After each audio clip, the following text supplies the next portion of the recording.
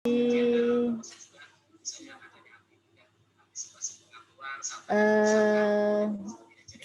ya berarti kita nambah saja ya Mas. Jadi situ nanti ya anggap saja nambah aja ya. Kalau nambah ya nambah.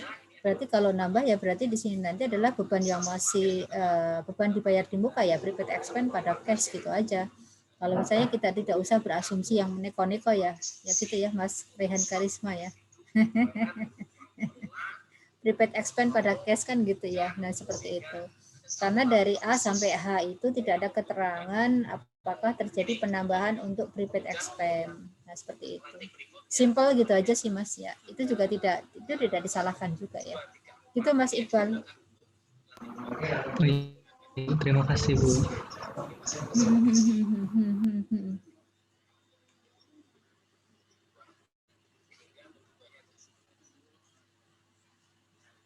Yuk silakan setelah Mas Rehan, Mbak Hilia. Mas Rehan, makasih ya. Iya Bu. Setelah Mas Rehan ada Mbak Siska. Oh iya, silakan Mbak Siska ya. Ya. Izin share screen, Bu. Oh iya, ya silakan Mbak.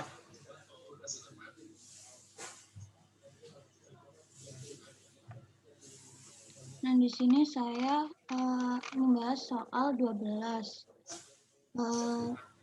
Di soalnya itu berikut ini ada neraca saldo dari kantor pusat dan kantor cabang A dan cabang B per 31 Desember 2020. Terus di sini juga ada tambahan informasi persediaan barang dagang untuk kantor pusat dan cabangnya per 31 Desember 2020.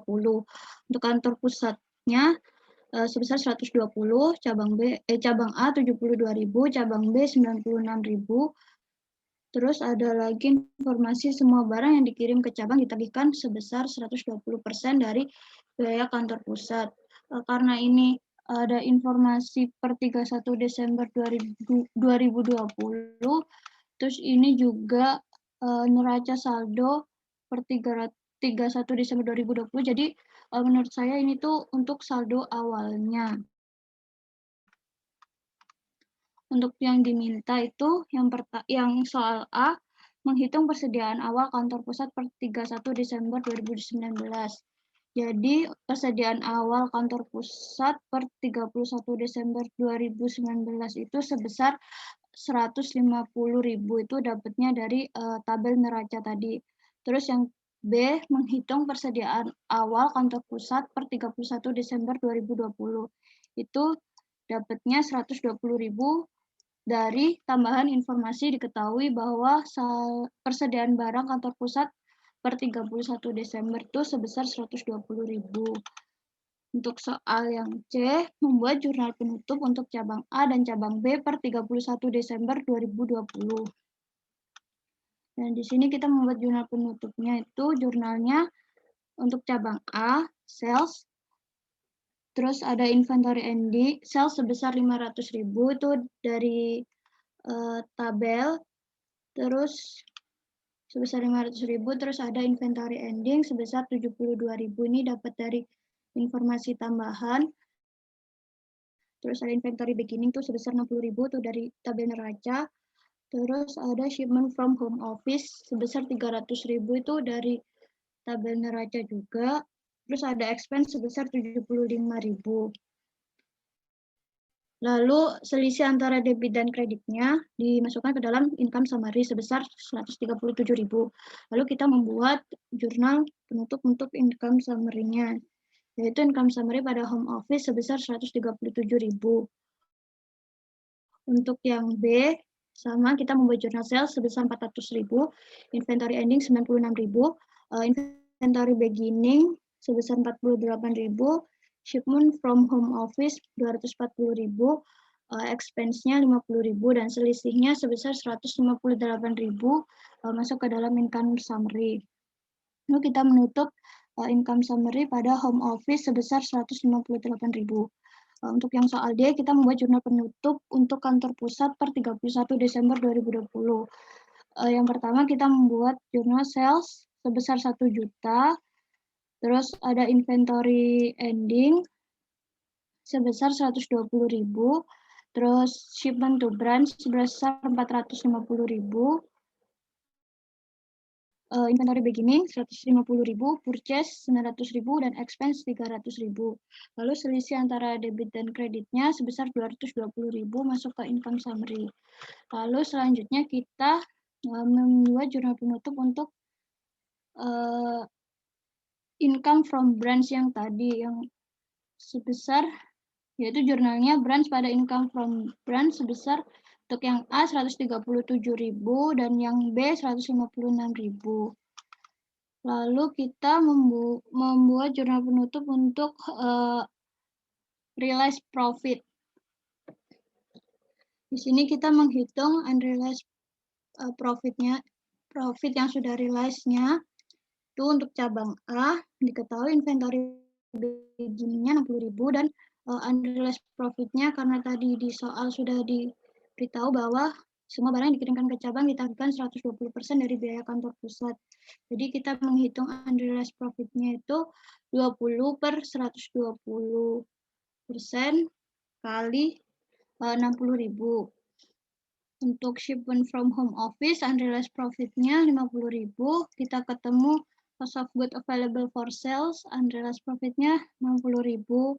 Terus ending inventory-nya 72.000. Unrealized profit-nya 12.000. Kalau kita ketemu COGS-nya 288.000 dan unrealized profit-nya 48.000. Untuk yang cabang B, inventory beginning-nya 48.000, unrealized profit-nya 8.000. Shipment from home office-nya 240.000, terus unrealized profit-nya 40.000. Lalu cost of goods available for sale-nya totalnya 288.000 dan unrealized profit-nya 48.000. Untuk inventory ending 96.000, unrealized profit-nya 16.000. Terus COGS-nya ketemu 192.000 dan unrealized profit-nya 32.000. Lalu kita buat jurnal penutupnya, unrealized profit pada income from branch. Income from branch A-nya tadi 48.000. Lalu income from branch B-nya itu ketemu tadi 32.000. Terus kita tutup ke unrealized profit, jadi totalnya 80.000. Lalu kita menutup income summary dan income from branch-nya ke retained earning. Yang pertama, income summary-nya tadi 220.000 dari ini jurnal ini, terus income from branch 185.000 ini dari 137 ditambah 48.000. Lalu income from branch B 190.000 ini dari 158 ditambah 32.000, jadi totalnya 595.000. Lalu untuk soal yang E, kita membuat laporan laba rugi per 31 Desember 2020. Sebelumnya kita membuat jurnal eliminasi untuk menghitung laporan gabungan konsolidasinya. Yang pertama kita membuat eliminasi pendapatan dari cabang. Yang pertama income from branch pada branch. Yang A itu 185.000. Terus untuk yang B 190.000. Terus untuk unrealized profit-nya yang tadi kita sudah hitung, kita eliminasi sebesar 80.000. Untuk branch A-nya 137.000 dan yang B 158.000. Terus untuk eliminasi yang kedua ada eliminasi akun resiprokal home office yang belum ditutup, terus dan akun branch.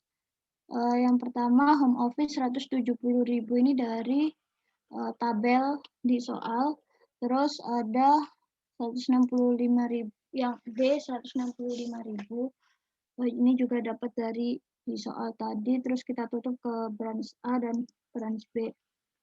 Lalu yang selanjutnya ada eliminasi akun shipment to branch dan shipment from home office. Untuk shipment to branch-nya 450.000 dan shipment from home office-nya sebesar 300.000 dan 240.000. Selisih antara debit kreditnya sebesar 90.000 masuk ke unrealized profit. Lalu kita mengeliminasi unrealized profit yang ada dalam ending inventory. Jurnalnya COGS pada inventory. Untuk yang A itu sebesar 12.000, ini dapat dari yang kita hitung tadi, hitung unrealized profit tadi. Untuk yang B sebesar 16.000, COGS pada inventory sebesar 16.000. Untuk eliminasi yang selanjutnya itu kita mengeliminasi unrealized profit dalam beginning inventory. Jurnalnya unrealized profit pada COGS sebesar 10.000. Dan untuk yang B, unrealized profit pada COGS sebesar 8.000. Lalu sekarang kita membuat laporan laba ruginya, sekaligus laporan laba rugi gabungannya. Yang pertama, sales sebesar untuk kantor pusat sebesar 1 juta, dan cabang A-nya 500.000, untuk cabang B-nya 400.000. Untuk income from branch ini sebesar 375.000, ini dapat dari yang di jurnal penutup tadi ada 137 ditambah 158 ditambah 48.000 tambah 32.000, ketemu 375.000. Terus untuk selanjutnya kita menghitung COGS, diketahui inventory beginning-nya 150.000, 60.000 dan 48.000. Terus ada purchase di kantor pusat sebesar 900.000, ada shipment to branch 450.000, shipment from home office sebesar 300.000 untuk cabang A dan 240.000 untuk cabang B. Lalu kita ketemu cost of goods available for sale sebesar 600.000. Untuk cabang A 360.000 dan cabang B 288.000. Untuk ending inventory-nya 120.000, 72.000 dan 96.000. Lalu kita dapat COGS 600 dikurangi 120.000, ketemu 480.000. Untuk cabang A 288.000 dan cabang B 192.000. Setelah ketemu COGS, kita menghitung gross profit-nya. Dari sini 1 juta ditambah 375.000 dikurangi 480.000, ketemu 895.000. Untuk cabang A-nya 212.000 dan cabang B-nya 208.000. Lalu kita masukkan expense dari soal sebesar 300.000, 75.000 dan 50.000. Dan ketemu net income sebesar 595, 137 dan 158.000. Lalu kita masukkan yang dari jurnal eliminasi yang sudah kita buat, 25.000 di debit. Lalu ada inventory beginning sebesar 18.000. Ini dari 10.000 ditambah 8.000. Terus selanjutnya ada shipment to branch 450.000. 450.000 ini dari sini eliminasi akun shipment to branch. Terus ada lagi shipment from home office sebesar 540.000, ini juga dieliminasi. Lalu ada inventory ending 28.000 dari eliminasi unrealized profit dalam ending inventory sebesar 28.000. Lalu kita buat konsolidasinya, ketemu net income sebesar 651.000. Lalu kita menghitung retained earning untuk menghitung RE di neraca nanti. Retained earning per 1 Januari ini 262.000. Lalu home office yang sebelum ditutup untuk cabang A 170.000 dan cabang B 165.000. Lalu kita ada eliminasi ini untuk home office sebelum ditutup, itu sebesar 170.000 ditambah 165.000. Jadinya 0. Terus ada net income. Net income dari cabang A dari kantor pusat 595.000, cabang A 137.000 dan cabang B 158.000. Lalu untuk net income konsolidasinya ini 651.000. Untuk RE per 31 Desember kantor pusat ketemu 857.000. Dan untuk RE konsolidasinya endingnya 913.000 dari 651 ditambah 262.000. Untuk soal yang F, kita membuat neraca gabungan per 31 Desember 2020.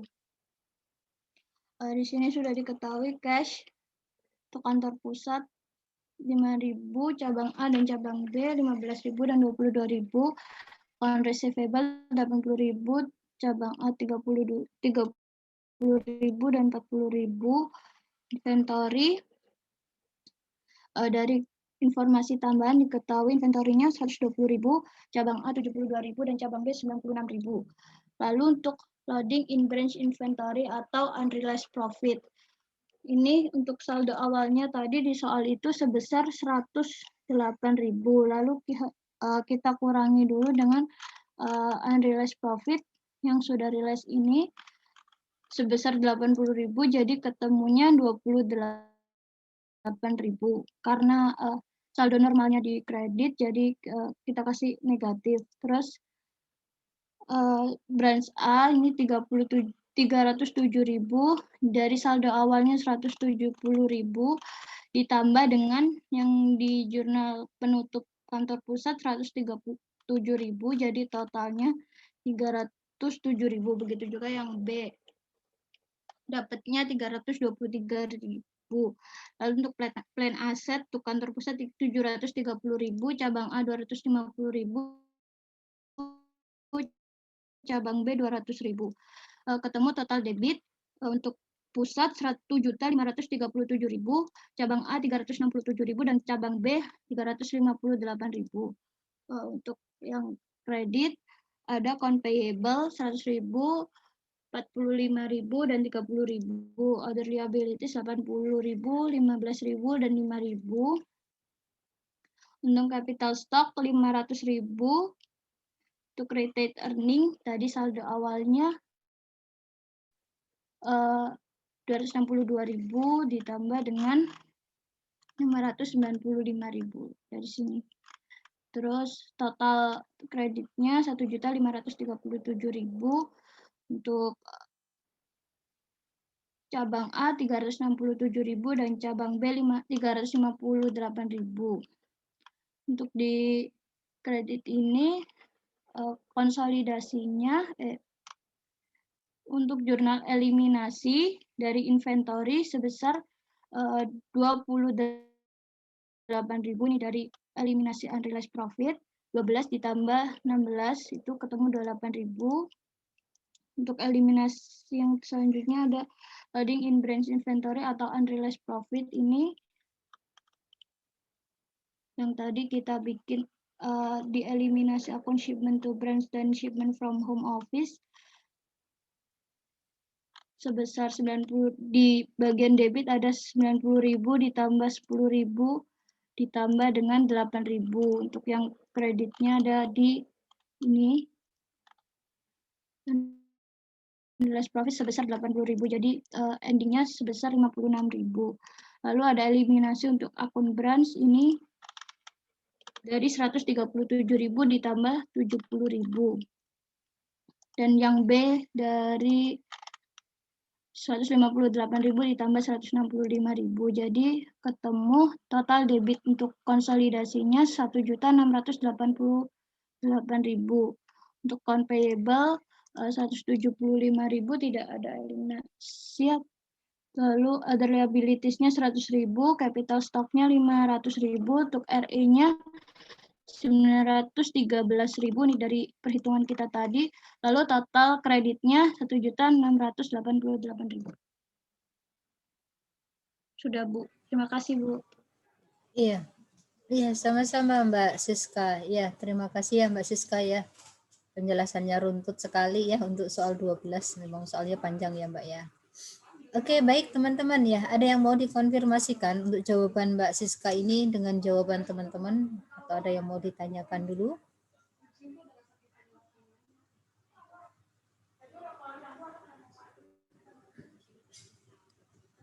Ya, terlalu panjang ya. Iya. Jadi ini merupakan apa ya, penggabungan antara kantor pusat dengan 2 cabangnya ya, yang dimulai dengan sama seperti yang diterangkan Mas Rehan tadi ya. Cuma di sini nanti untuk apa namanya yang dijelaskan Mbak Siska itu ditambah dengan penggabungan ya, penggabungan dan juga Mbak Siska menggunakan apa Mbak tadi Mbak kertas kerja penggabungan ya yang terakhir ya teman-teman ya. Nah seperti itu ya, nanti kalau ada soal sepanjang itu, jadi nanti mohon teman-teman untuk ya bisa banyak berlatih ya atau mengerjakan soal-soal lagi kan gitu ya dengan apa namanya frekuensi yang diperbanyak dan juga mungkin ada variasi soal-soal dari kelas lain juga silakan. Baik, kalau tidak ada pertanyaan dari kepada Mbak Siska untuk soal 12, kita lanjut Mbak Hilya, monggo. Mbak Lara. Iya, silakan.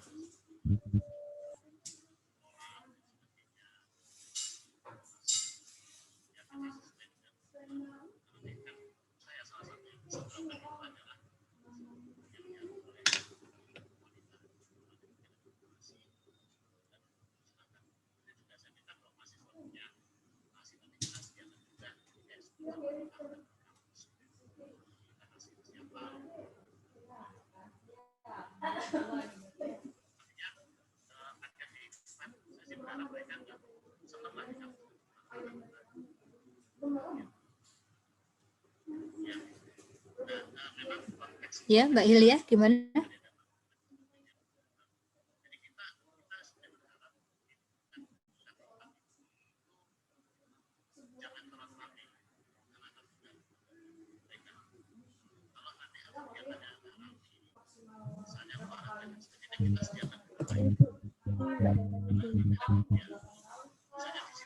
Ya, Maaf Bu, suaranya Mbak Hilya.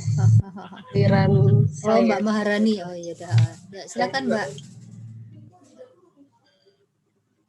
Ini share screen, Bu. Iya, silakan Mbak.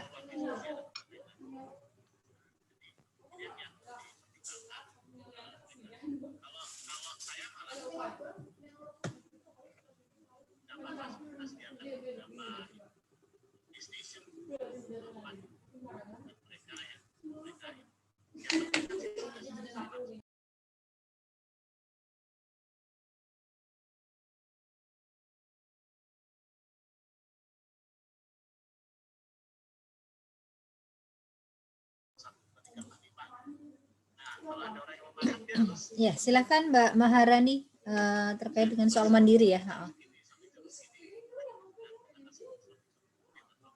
Ya, Bu. Soal mandiri.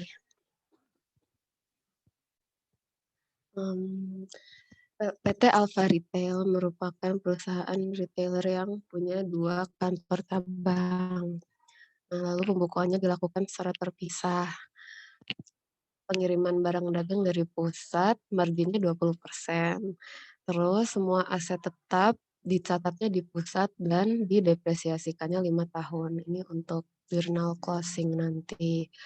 Kemudian saldo awalnya untuk cabang 1, beginning inventory dari pusatnya itu adalah setengah dari 60.000. Jadi 30.000 dari pusat, 30.000 dari luar. Terus untuk cabang 2 itu 60.000 juga, 70%-nya dari luar. Dan sisanya dari pusat. Terus biaya standar pengiriman dari kantor pusat ke cabang. Itu cabang 1 250 dan cabang 2 300. Oke. Kemudian membuat jurnal transaksi untuk kantor pusat dan cabang 1 dan 2. Sebentar.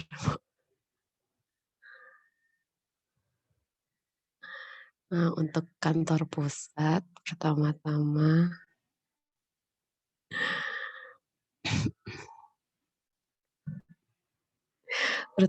tanggal 1 Januari pusat mengirim inventory ke cabang dengan kos 40.000. Shipment to branch 40.000. Terus ditambah biaya kirimnya 250. Berarti dia pusatnya bayar cash 250. Kemudian unrealized profit ini adalah margin dari yaitu 20% dari 40.000, 8.000. Sehingga brand 1 itu adalah total dari semuanya. Kemudian ke cabang 2 cost 50.000 dan biaya kirimnya 300. Jadi bayar cash, terus ini adalah 20% dari 50.000. Terus branch 2 adalah sum dari ini. Kemudian cabang 1 juga menjurnal. Dia dapat shipment dari home office sebesar cost plus marginnya 20%. Kemudian dia juga freight in 250. Dia catat yang dibayar pusat sebagai freight in. Kemudian dia dapat dari home office yaitu totalnya 48.250. Dan untuk cabang 2 dia juga menjurnal shipment dari HO-nya, cost ditambah 20%. Lalu freight in, dia nulis freight in 300 dan home office sebanyak, ya home office-nya 300. Kemudian tanggal 30 Maret, cabang 2 membeli inventory dari vendor 15.000.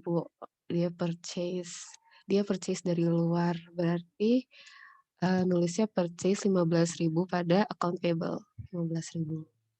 Kemudian pada tanggal 30 Juni, pusat memerintahkan cabang mengirim 25% inventory yang dikirim pada tanggal 1 Januari ke cabang 1. Terus ada biaya kirimnya 260 yang dibayar oleh cabang 2.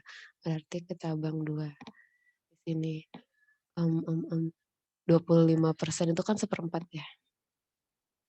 Jadi saya nulisnya shipment from HO 1/4-nya dari shipment from HO yang di atas ini, 1/4. Karena berkurang kan. Lalu berkurang juga home office-nya.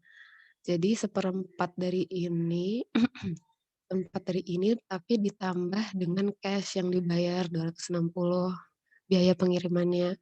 Lalu sisanya itu selisihnya masuk ke freight in. Terus cabang 1 itu menulis jurnal dia dapat shipment from HO. Nambah jadinya, pindah ke sini. Terus freight in-nya dia nulisnya yang ini, yang cabang 1 250, bukan yang dibayarkan oleh cabang 2. Kemudian jadi home office-nya bertambahkan sejumlah ini. Kemudian kantor pusatnya juga nulis karena investasinya berubah dari branch 2 ke branch 1, maka dia nambahin di branch 2, shipment to branch 2 sebanyak 1/4 dari yang ada di sini. 50.000 ke branch 2. Dan shipment to branch 1 juga 12.500. Kemudian dia nulis di branch 1 nambah 15.250 dan di branch 2 berkurang kan. Ini 15.335. Selisihnya ditaruh di excess rate ya. Kemudian tanggal selanjutnya 1 Juli, cabang 1 membayar beban operasional 25.000. Berarti operating expense pada cash. Lalu cabang 2 menerima alokasi beban operasional 20.000 yang dibayar oleh pusat. Jadi pertama-tama pusat jurnal operating expense pada cash karena dia yang bayar.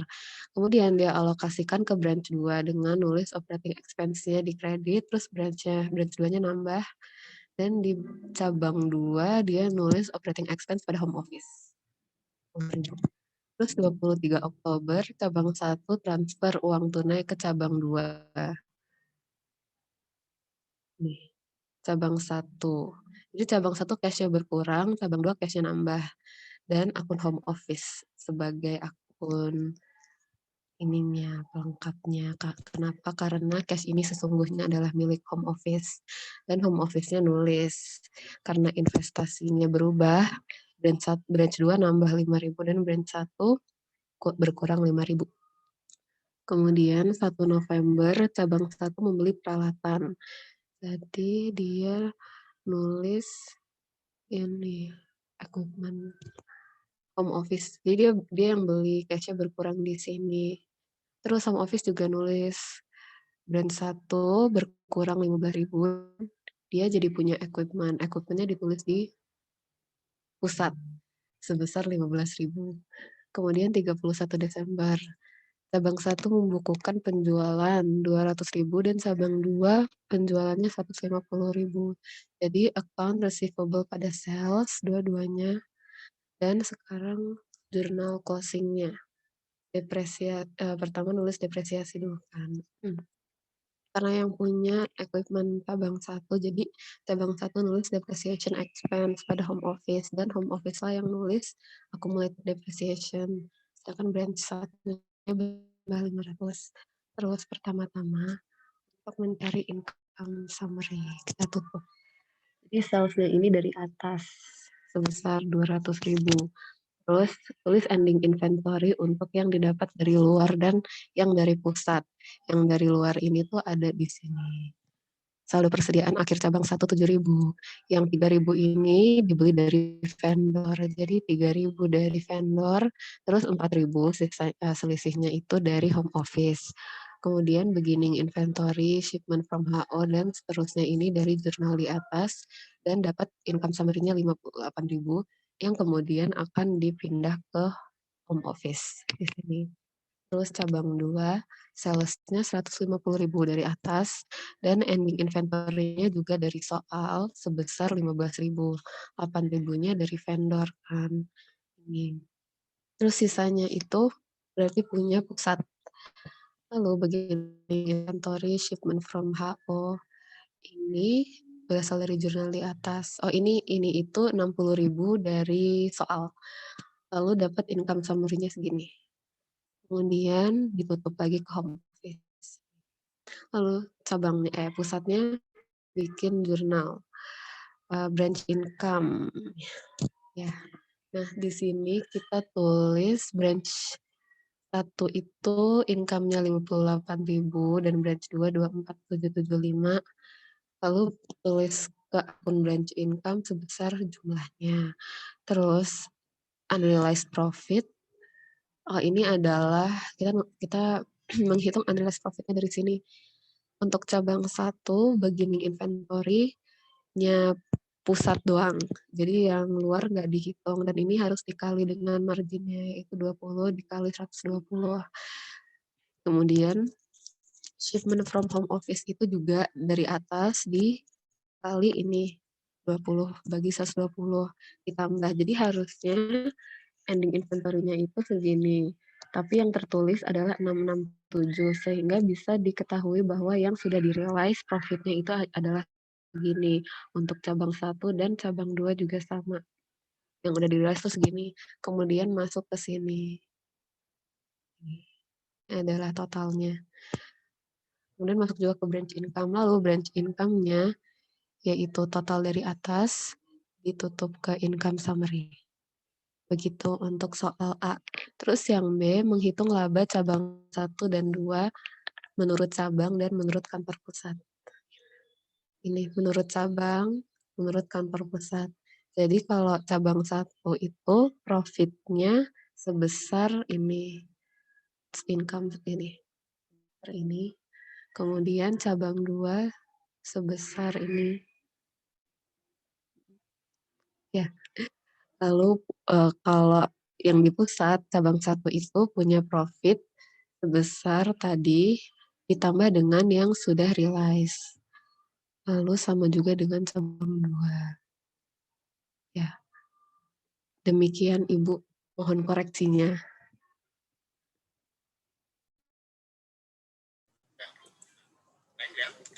Iya, baik Mbak Maharani. Ya, terima kasih ya atas ulasan untuk soal mandirinya ya.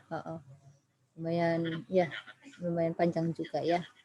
Oke, baik teman-teman ya, di sini sama ya seperti yang diterangkan Mbak Siska tadi ya, ada 2 cabang ya. Kemudian juga ini menariknya itu ada pengiriman barang antar cabang ya, yaitu dari cabang 2 ke cabang 1 ya di sini tadi atas perintah dari kantor pusat ya. Itu juga menarik ya teman-teman ya. Terus kemudian di sini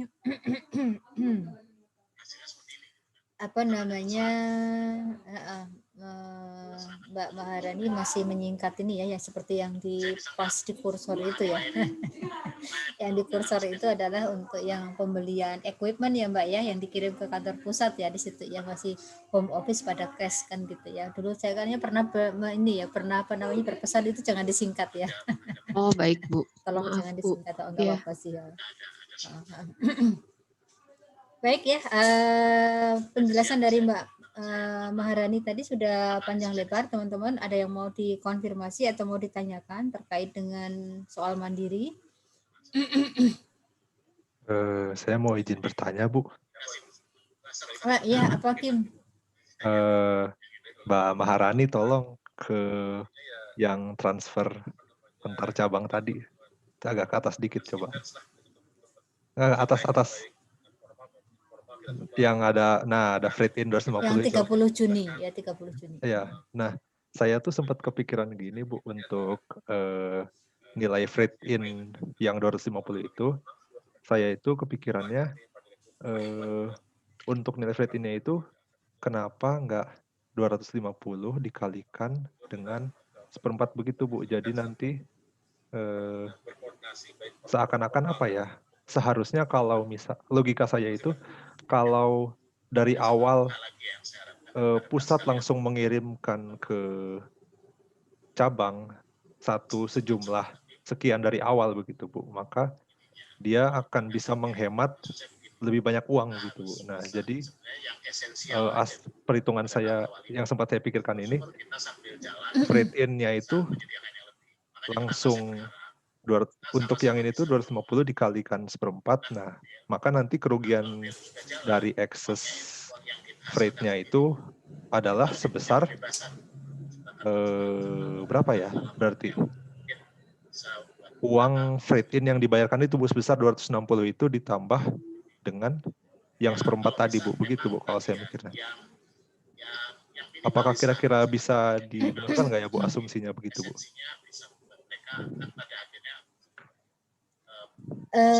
Iya, Alif sampai Hakim ya. Di sini kita asumsikan ini ya semuanya proporsional ya, karena tidak ada ketentuan di soal bahwa yang dikirim mau 1/4, setengah atau itu tuh kan sebenarnya biayanya sama ya. Maksud saya gini, kalau misalnya pun kalau yang yang dikirimkan cabang 2 ke cabang 1 itu adalah tadi kan 1/4 dari kiriman barang kan gitu ya, itu sebenarnya ongkos kirimnya sama aja, tapi ya sudahlah, di atas kertas kita mengalokasikan secara proporsional ya, Hakim ya. Oke. Nah, kita lihat di sini kan dari kantor pusat ya, kalau tidak salah itu dari kantor pusat ke cabang 2 ya. Saya sambil ngikutin soalnya. Di sini adalah sebesar biaya kirimnya kan 300 ya, Hakim ya. Dari home office ke cabang 2. Iya, Bu. 300 kan gitu ya. Ya, artinya adalah yang yang dikurangi atau yang dihapus ya. Yang dihapus ketika cabang 2 itu mengirim sebagian inventory ke cabang 1, maka di sini nanti adalah ya Mbak Maharani ya, sama ya dengan yang ini ya. Nanti dia mengkredit freight in adalah sebesar 1/4-nya gitu, Mas Hakim. Ya, jadi kita mendasarkan bukan pada angka yang disebutkan Mas Hakim tadi ya, tapi di sini nanti adalah freight in itu dikredit sebesar 75 atau 25% dikalikan dengan $300 tadi. Nah, gitu Mas Hakim. Oh, oke, Bu. Siap, baru paham, Bu. Iya. Oke, berarti semacam apa ya, Bu ya? Dibatalkan begitu ya, Bu, untuk freight in sebesar 25% dari 300 tadi ya, Bu ya? Iya, supaya nanti gini Hakim, tujuannya itu adalah supaya nanti beban freight in ini nanti menjadi bagian dari COGS-nya cabang 2. Ini kan hanya sebesar barang yang dikirim, barang yang saat ini masih ada di cabang 2. Karena barangnya itu sekarang tinggal 75%, ya berarti freight in-nya di sini kita proporsional aja, 75% dikalikan dengan 300 tadi. Nah, gitu Hakim. Oh ya, Bu, jadi siap. ceritanya adalah pembebanannya ya, pembebanan Fred N ya. Sehingga Fred N ini nanti akan berpindah ke akan berpindah ke cabang 2 ya, ke cabang 2, ke cabang 1, maaf, ke cabang 1. Nah, gitu. Baik Bu, terima kasih. Yuk, sama-sama Hakim. Ya, teman-teman, yang lain silakan kalau ada yang mau dikonfirmasi lagi terkait dengan soal mandiri. Ya, 1, 2, 3, belum? Ya, Mbak Ilya ya. Mbak Maharani, terima kasih atas presentasinya ya. Baik, saya ke Mbak Hilya. Silakan Mbak Hilya. Ada lagi kah? Sudah selesai, Bu. Sudah selesai, ya. Baik. Terima kasih, Bu. Sama-sama Mbak Maharani.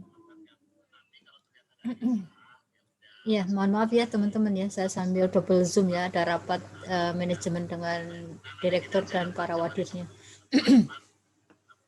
Oke, baik ya, kita lanjut ya dari cabang. Terakhir ada yang mau ditanyakan tentang akuntansi cabang? Izin bertanya, Bu. Iya, apa Vin? Iya, kan tadi ada transaksi cabang ke cabang, Bu. Terus kan ditutupnya ke akun shipment, Bu. Nah, kalau misalnya shipment to-nya terjadi di tahun lalu itu gimana, Bu? Dikirim ke cabangnya lagi di tahun ini jadinya, Bu.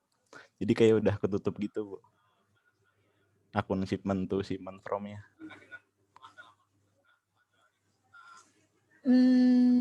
Sebentar, agak complicated ya, Kevin ya. Artinya kan gini, kalau shipment tahun lalu kan udah ditutup ya.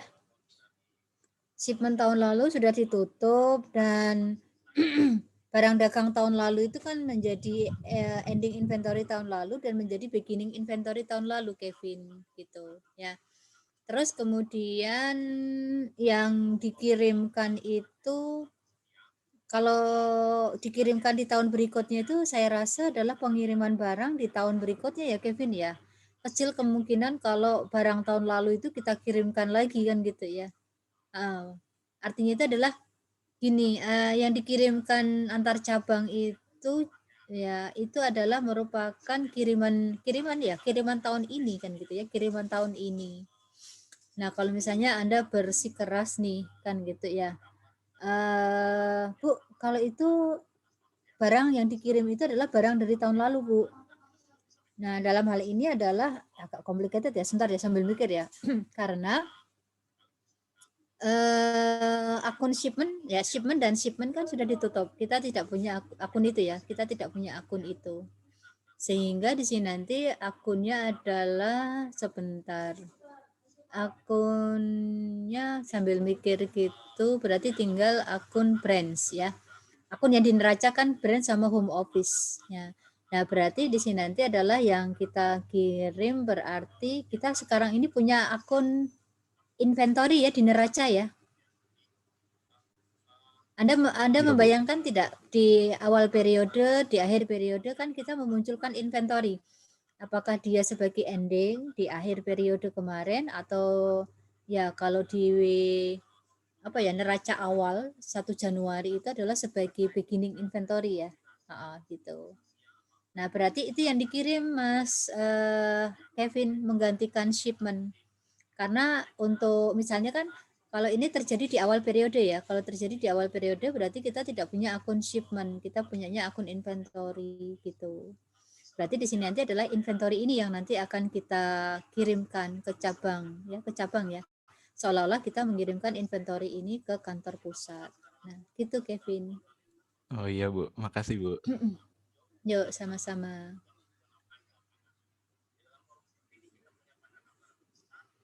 Oke, baik teman-teman ya. Kalau tidak ada yang bertanya lagi ya, saya masuk ke materi itu ya.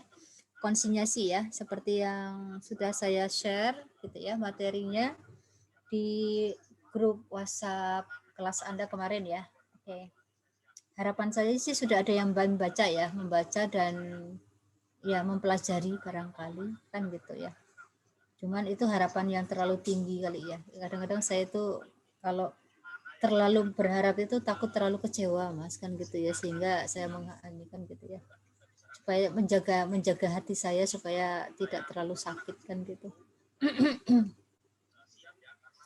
Tapi sore ini saya agak cepat ya menerangkannya ya teman-teman ya, agak cepat karena ya saya tadi berharap sih ya, udah pernah dibaca ya materi ini ya. Oke, sekarang saya masuk ke konsinyasi ya teman-teman ya. Nah seperti ini ya. Konsinyasi ya, kalau kita tahu konsinyasi itu adalah praktek perdagangan yang lazim terjadi ya. Yang lazim terjadi sebentar ya. Saya belum pindah ke sini.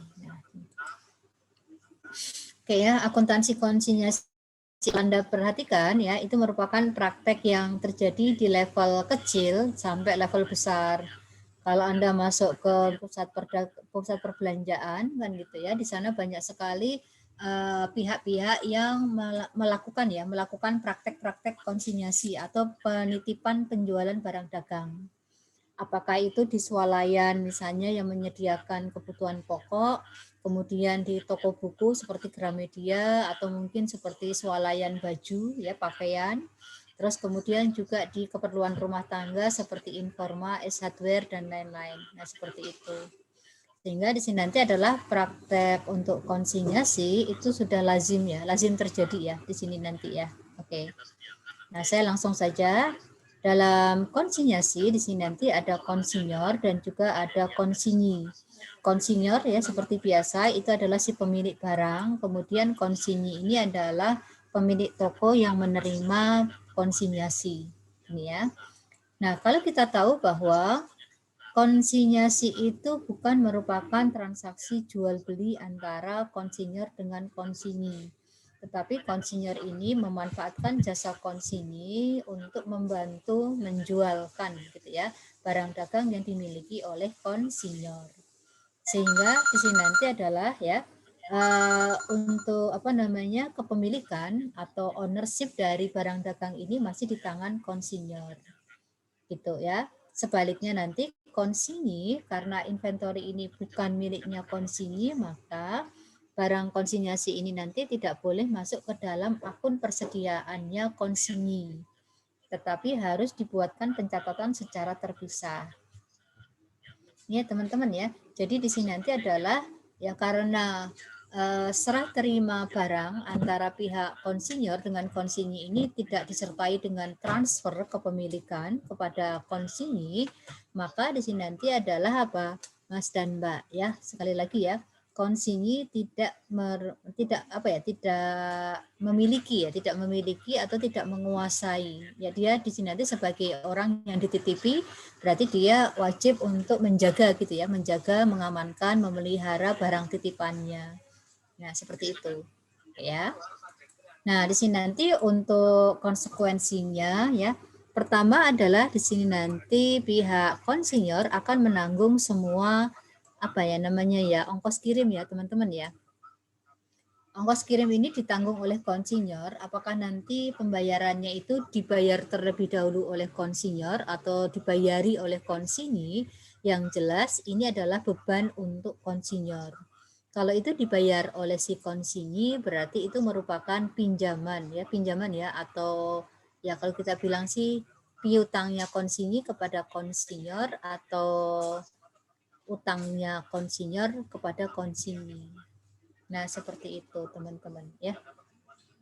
Terus nanti ya untuk biaya penyimpanan, pengamanan, pemeliharaan barang dagang ini nanti akan direimburs atau ditagihkan kepada konsinyor. Walaupun mungkin konsinyi ya menanggung terlebih dahulu ya, menanggung atau membayari terlebih dahulu. Nah, terus kemudian di sini nanti konsinyi, kita bicara konsinyi ya. Konsinyi di sini nanti berkewajiban untuk menjualkan gitu ya. Menjualkan barang konsinyasi dan memperoleh komisi ya, komisi penjualan konsinyasi tersebut. Dan setiap akhir periode yang disepakati, apakah periodenya harian atau per 3 hari, per minggu, per 2 minggu, atau misalnya per bulan, per 3 bulan, dan seterusnya, konsinyi di sini nanti diminta untuk melaporkan hasil penjualan. Nah, seperti itu ya. Nah, nanti yang disetorkan kepada konsinyur itu adalah merupakan hasil neto ya. Setelah hasil neto itu adalah hasil penjualan setelah dikurangi dengan komisi, dikurangi dengan reimburse untuk apa ya, beban-beban yang ditanggung oleh si konsinyi. Nah, seperti itu. Oke ya, Mas ya, Mbak ya. Terus kemudian ya di sini nanti konsinyur menerima hasil penjualan ya dan baru mencatat penjualan tersebut di bukunya konsinyur ya di sini nanti. Jadi penjualan ya kalau misalnya walaupun penjualan itu terjadi tuh 2 hari, 3 hari yang lalu, minggu lalu, tapi kalau si konsinyi itu baru lapornya sebulan sekali ya berarti penjualan konsinyasi ini baru dicatat oleh konsinyur setelah mendapatkan pemberitahuan dari pihak konsinyi. Gitu ya teman-teman ya, ini untuk praktek konsinyasi. Nah, terus kemudian untuk akuntansinya di sini nanti ya, ada sistem pembukuan yang secara terpisah, di mana pihak konsinyur ini memisahkan antara transaksi konsinyasi dengan transaksi reguler. Kalau misalnya konsinyur ini juga melakukan penjualan sendiri. Di samping melakukan penjualan sendiri, konsinyur ini juga melakukan penjualan konsinyasi. Artinya dia menitipkan barang dagang dia ke tempat atau ke toko lain. Nah, atas konsinyasi ini tadi, ya si konsinyur itu bisa memilih dia membuat pembukuan secara terpisah. Artinya dibuatkan buku terpisah ya teman-teman ya, di mana di sini nanti biasanya menggunakan akun yang namanya consignment out. Nah, di sini. Jadi konsinyasi keluar gitu ya, konsinyasi keluar. Nah, sementara ya di sisi lain si konsinyur ini juga boleh menggunakan pembukuan yang tidak memisahkan transaksi konsinyasi dengan transaksi reguler dia. Nah, di sini ya. Jadi dia pembukuannya tidak terpisah. Nah, ada juga seperti itu. Jadi transaksi konsinyasi di sini nanti akan dicatat seperti jurnal harian ya, jurnal yang ya seperti biasa kalau terjadi penjualan ya pakai sales kan gitu ya. Kalau kemudian ada retur ya dicatat sebagai retur kalau dia menggunakan periodik. Demikian juga konsinyi sama ya Mas ya Mbak ya, di mana konsinyi di sini nanti adalah menyediakan buku secara terpisah dan juga jurnal tersendiri ya namanya consignment in. Nah, di sini. Oke ya, terus kemudian berikutnya adalah ada yang namanya pembukuan tidak terpisah. Nah, di sini juga sama, konsinyi di sini ya mencatat semua transaksi penjualan di tokonya, baik yang merupakan transaksi dari barang yang dia miliki sendiri dengan barang konsinyasi, ini nanti dicatat dengan menggunakan jurnal yang sama. Artinya dia tidak memisahkan antara memiliki sendiri dengan penjualan untuk konsinyasi, barang konsinyasi. Nah, begitu teman-teman untuk apa ya, pengantar ya. Konsinyasi.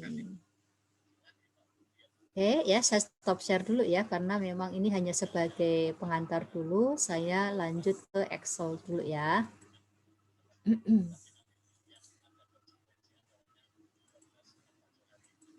Nah, ini ya teman-teman ya. Pertama di sini nanti adalah untuk yang transaksi konsinyasi selesai. Nah, di sini ya. Jadi di sini nanti konsinyasi itu ada dua, yaitu konsinyasi disebut sebagai konsinyasi selesai atau disebut juga sebagai konsinyasi lengkap. Ya, artinya konsinyasi ini menyelesaikan semua atau menjual ya, menjual semua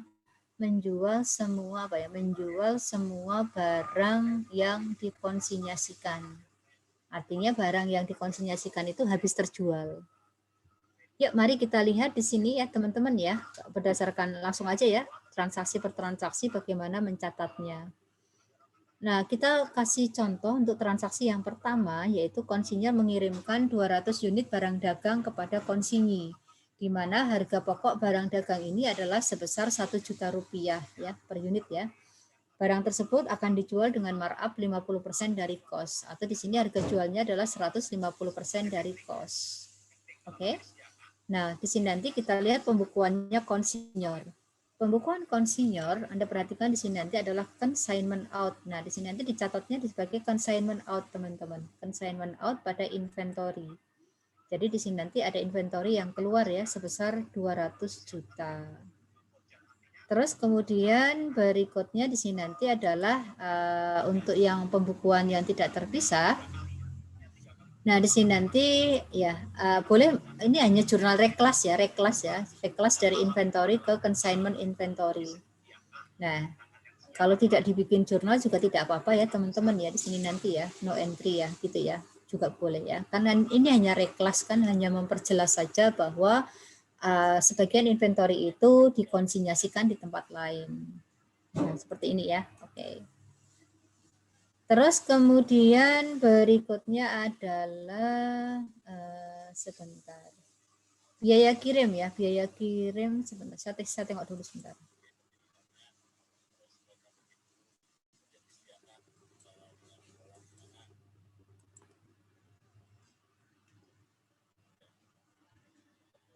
Nah, sebentar saya pakai yang ini aja ya, sama aja ya. Nah, di sini nanti biaya kirim, kalau Anda perhatikan, ini yang misalnya ada biaya kirim barang 200 unit ini adalah 2 juta ya. Yang membayar adalah konsinyur. Kalau yang membayar konsinyur berarti di sini nanti adalah consignment out atau freight out juga boleh ya. Kemudian dimasukkan ke dalam akun consignment out pada cash. Nah, seperti ini ya. Jadi semua transaksi konsinyasi di sini nanti dicatat pada akun yang namanya consignment out kalau pembukuan secara terpisah. Sementara kalau konsinyur menerapkan pembukuan tidak terpisah, maka di sini nanti adalah dia menggunakan akun freight out sebagai expense. Jadi bukan freight in teman-teman ya, freight out ya. Nah, di sini nanti adalah sebesar 2 juta. Nah, ini kalau yang membayar adalah konsinyur ya di sini nanti ya. Oke. Dah. Terus kemudian yang nomor 3 dan nomor 4 ya, kita tahu semua bahwa ketika barang ini diterima oleh konsinyi, baik konsinyur maupun konsinyi tidak ada jurnal. Artinya tidak ada dampak ekonomis dari penerimaan barang ya gitu ya yang dilakukan oleh konsinyur dengan konsinyi. Nah, seperti itu Mas dan Mbak. Kan ceritanya kan tidak ada aliran apa ya di situ nanti ya, tidak ada yang menerima manfaat ataupun apa ya, hanya serah terima barang. Nah, untuk yang nomor 3 ya seperti itu. Terus kemudian yang nomor 4. Yang nomor 4 di sini nanti selama 1 bulan konsinyi menjual 200 unit. Nah, Anda perhatikan di sini pihak konsinyur ini dia tidak membuat jurnal sampai konsinyi memberitahukan secara resmi. Nah, gitu ya. Jadi no entry teman-teman meskipun konsinyur adalah si pemilik barang. Gitu ya. Termasuk yang nomor 5 di sini Anda perhatikan bahwa selama konsinyasi, konsinyi menanggung biaya pemeliharaan, pengamanan dan penyimpanan ya sebesar 5 juta rupiah.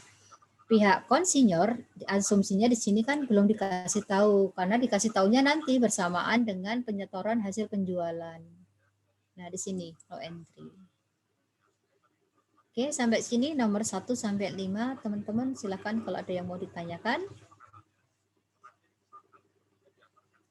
Oke, baik, kalau tidak ada terkait dengan yang nomor 6 ya. Yang nomor 6 konsinyi mengirimkan hasil penjualan, kan gitu ya. Berarti kita geser ke samping ya. Geser ke samping itu adalah ke tempatnya konsinyi, gitu ya. Oke, kita lihat di sini nanti adalah kita ke tempatnya konsinyi. Nah, di sini, teman-teman.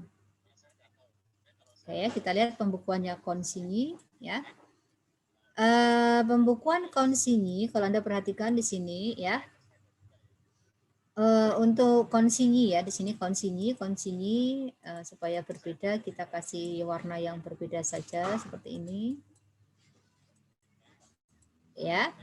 Nah, Anda perhatikan soal 1 ya atau transaksi 1, 2, 3 itu tidak ada jurnal yang dibuat oleh konsinyi, baik untuk pembukuan secara terpisah dengan pembukuan yang tidak terpisah. Nah, kalau Anda perhatikan. Oke ya. Terus kemudian ketika konsinyi berhasil menjualkan 200 unit ini, kalau Anda lihat di sini nanti adalah untuk yang pembukuan secara terpisah, penjualan barang konsinyasi ini dicatat oleh konsinyi sebagai consignment in di kredit 300 juta. 300 juta dapatnya dari mana? Yaitu 200 unit dikalikan 1,5 juta.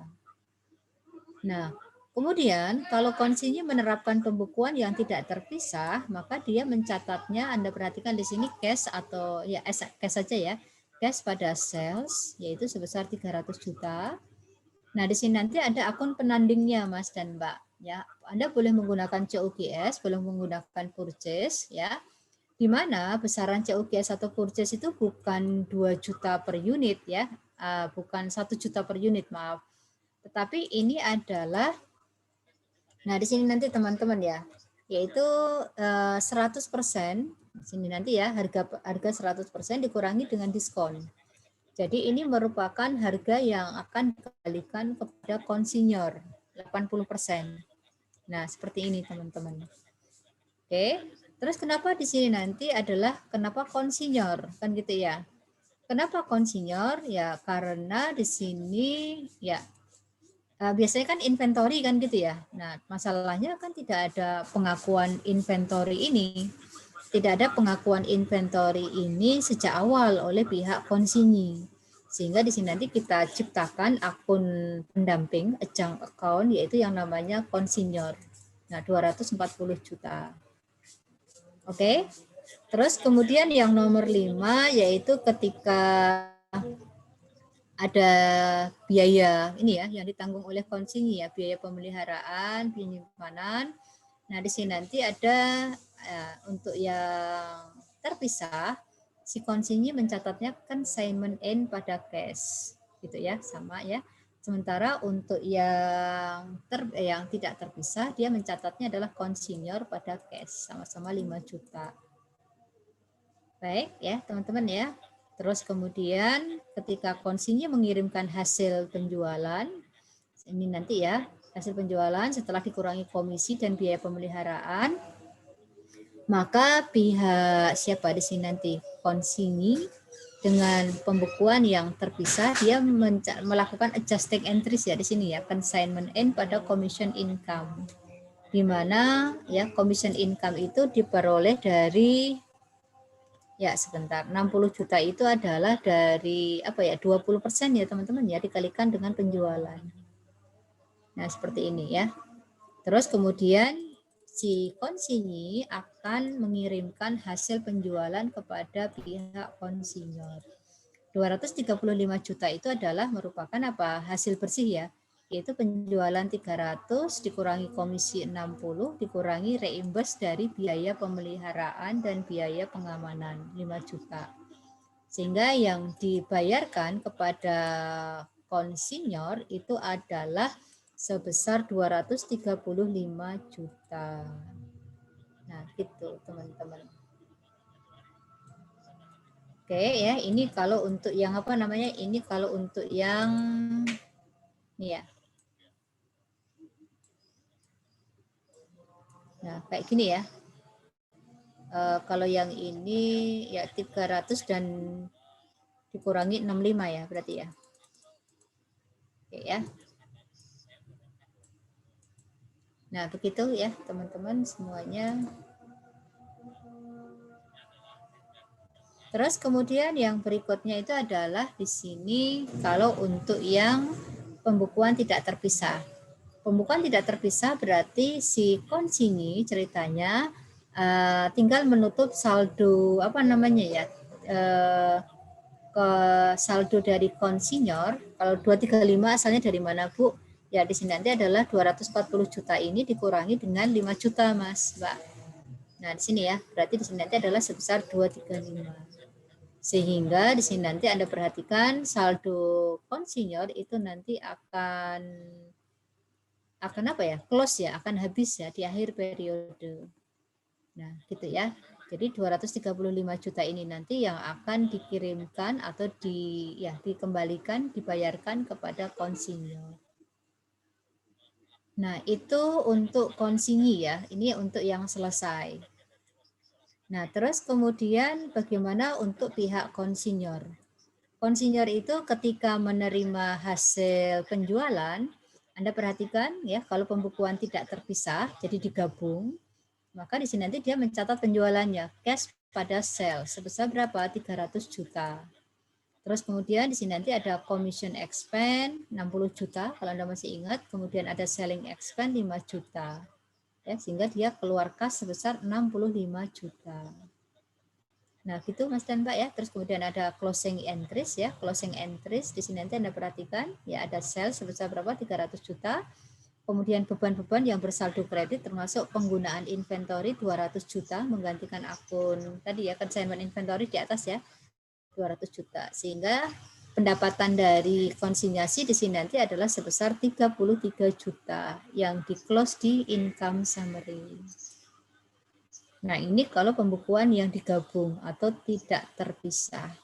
Sementara pembukuan yang terpisah adalah Anda perhatikan di sini langsung cash pada consignment out, hasil bersihnya 235 juta. Terus kemudian berikutnya adalah kita akan mencatat yang namanya adjusting entries, yaitu mengakui apa? Mengakui berapa consignment income. Ya, sini hampir sama ya.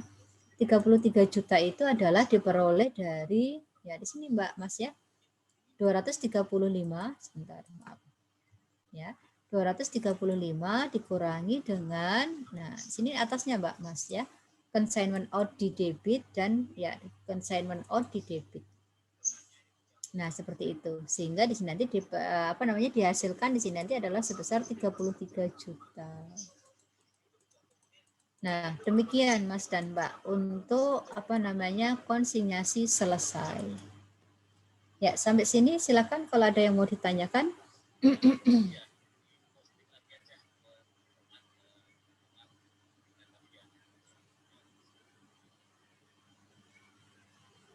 Baik, kalau tidak ada, ya silakan Mbak Anifa. Izin bertanya Bu, kalau misalnya konsaininya itu udah ngejual semua barangnya ya Bu, kan tapi belum ada cash remittance-nya, tapi ternyata ada retur dari konsumen. Kalau kayak gitu jurnalnya dibalik atau sama beban-bebannya itu gimana ya Bu? Kalau ada retur ke konsumen kan ke konsinyi Mbak, karena yang jual kan konsinyi. Berarti nanti menjadi jurnal biasa bagi konsinyi ya, di situ ya nanti ya. Oh kan iya. yang jual konsinyi bukan konsinyor kan gitu ya. Oh, Jadi itu masih menjadi dibalik aja bagian. ya, Bu? Enggak dibalik Mbak, enggak ada yang dibalik. Artinya di situ nanti kalau misalnya kan tadi saya bilang ini kan transaksinya konsinyi kan gitu. Kalau ada retur kan gitu ya. Ya, kan nanti baru kan komunikasinya tidak langsung Mbak. Artinya gini, kalau ada retur dari konsumen berarti konsumen kepada konsinyi. Kan gitu ya. Baru nanti dari konsinyi kepada konsinyor gitu. Nah, gitu Mbak. Oh iya, terima kasih Bu. Nah, kalau nanti konsinyi kepada konsinyor, nah di sini nanti sudah ada ya di kolom ini ya yang sheet yang ini.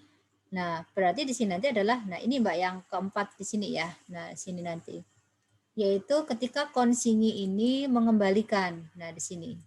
Ya. Konsinyi mengembalikan 10 unit barang ke konsinyor dengan ongkos balik sebesar 100.000. Nah, Anda perhatikan di sini ya, Mbak ya. Di sini tidak ada yang namanya penjurnalan ya, karena memang tidak ada di sini nanti ya. Pergerakan inventory ini tidak dicatat ya sejak awal ya. Ya, di sini nanti adalah consignment out aja ya di sini nanti ya, consignment out pada inventory. Nah, seperti ini. Gitu ya.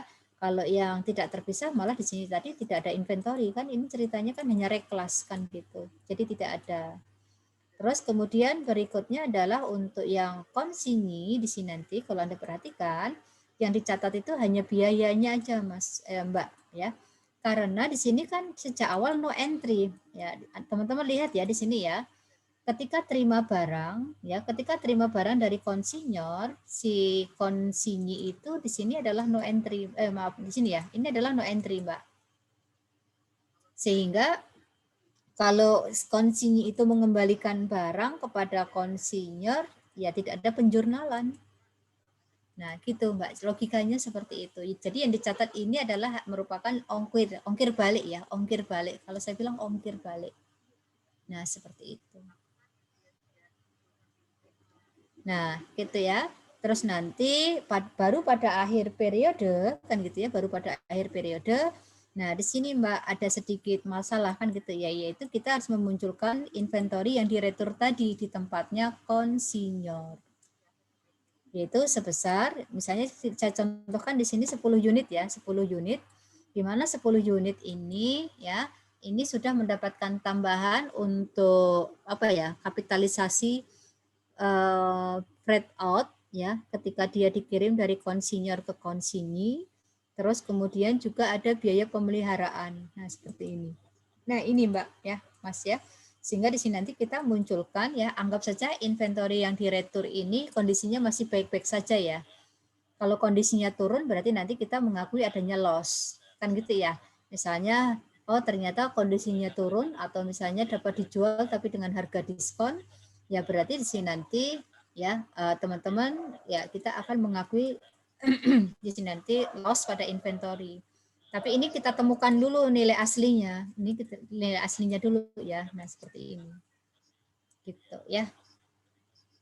Nah, gitu Mbak. Kira-kira Mbak ya, Mbak Anifa ya, kalau terjadi retur ya di sini nanti ya. Jadi kita harus jeli ya. Iya, sama-sama. Kita harus jeli kan gitu ya. Retur kepada siapa kan gitu ya. Biasanya retur karena konsumen itu bertransaksi penjual jual belinya itu dengan konsinyi, ya berarti di sini nanti adalah hubungan antara konsinyi dengan pelanggan.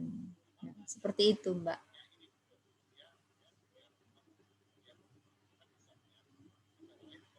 Baik ya, kalau tidak ada pertanyaan lagi, Bu. Sekarang ya apa Mas? Apa, please?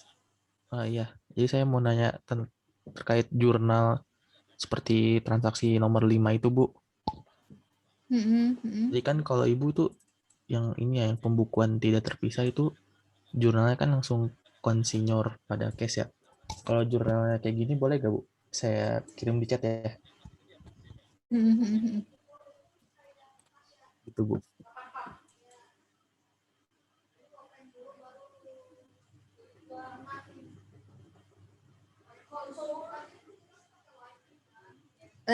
Iya, itu kalau yang tidak terpisah ya, kayak yang tidak terpisah, iya. Iya, ya sama aja sih habis ya dengan yang freight out tadi ya. Bisa nggak apa-apa. Misalnya untuk yang ini kan ya, ini ya tidak apa-apa. Misalnya di sini nanti apa namanya selling expense kan gitu ya, gitu. Ya, seperti itu juga tidak apa-apa. Atau diringkas kalau ini boleh diringkas ya seperti ini ya, konsinyor boleh, pada Bu. cash. Karena ini adalah bebannya konsinyor. Nah, Iya. seperti itu. Ya habis ya, tidak apa-apa. Terima kasih, Bu. Yuk sama-sama. Iya Mbak Ilya kayaknya ada masalah sama audio ya. Nggak kedengeran sayang. Nggak kedengeran, dengung. Iya nggak Hafiz? Ya. Iya Hilya nggak kedengeran. Izin Bu, apa masih mendengung? Tadi sempat bagus tapi sekarang dengung lagi. Saya tulis di chat aja ya Bu. Iya udah nggak apa-apa.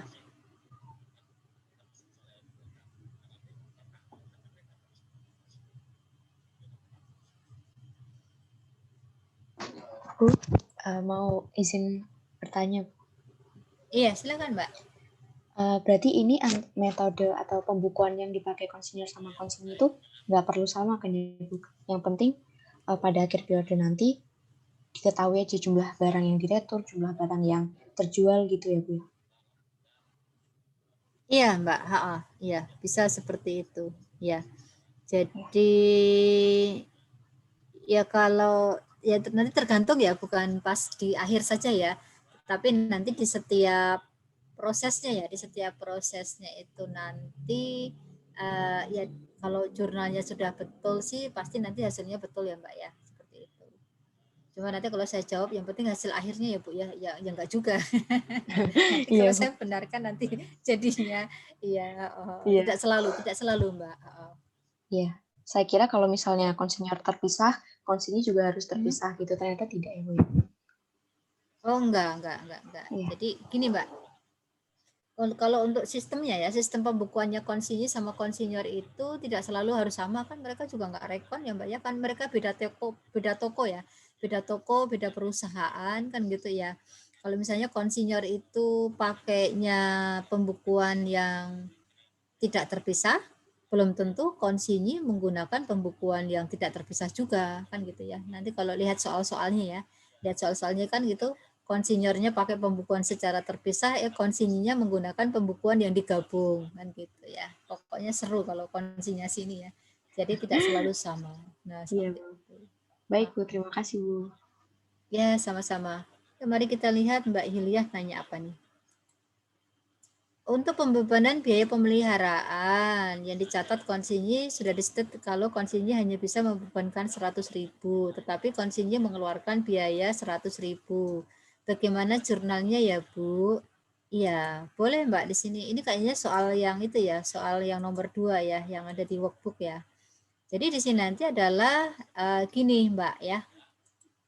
Ya, misalnya total beban operasional ya konsinyu kan gitu ya, konsinyu atau beban listrik aja lah biar Anda ini ya, beban listrik misalnya, beban listrik ya, beban listrik itu misalnya 2 juta misalnya ya, sebulan 2 juta ini per bulan.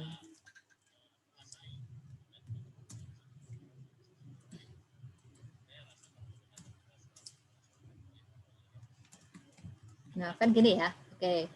Nah, terus kemudian misalnya barang konsinyasinya dalam bentuk es krim. Nah, kan gini ya Mbak ya. Nah, misalnya kan es krim. Nah, sini kan gitu ya. Di mana es krim ini kan ada freezer ya. Nah, sini ya teman-teman ya. Di mana es krim ini ditaruh di freezer ya. Freezernya kan besar tuh, enggak seperti freezer di kulkas Anda ya. Yang apa namanya ditaksir kira-kira apa namanya ya? memakan kan gitu ya, menghabiskan biaya listrik katakanlah 400.000 Mbak sebulan. Kan ini hanya untuk freezer ya, hanya untuk freezer. Nah, gini Mbak Hilia. Nah, contohnya kan gitu ya. Jadi dari biaya listrik setiap bulan ya, misalnya si konsinyu ya di sini ya Mbak Hilia ya, konsinyu. Nah, di sini nanti adalah 400.000 itu ternyata untuk apa? Untuk apa ya? Untuk menghidupi atau untuk dikonsumsi oleh si freezer ini gitu. Nah, nanti jurnalnya ya boleh seperti ini ya. Nanti ya misalnya kan electricity atau utility expense ya, electricity expense. Nah, seperti ini. Kalau mau ini ya nanti bisa cash dulu atau payable dulu juga tidak apa-apa. Saya memilih di sini nanti adalah ini.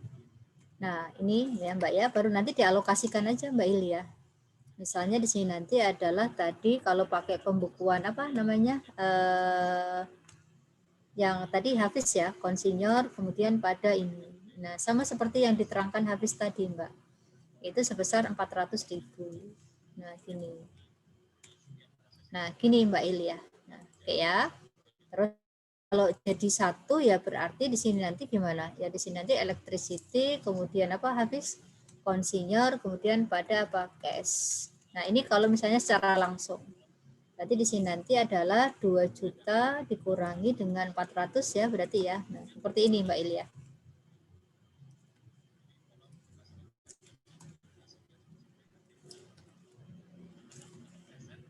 Nah, gini ya. Nah, ini gitu. Atau nanti kalau pembukuannya secara ini ya nanti ganti dengan consignment N ya, yang sebelahnya tadi ya. Gitu. Ya, gitu Mbak Ilya.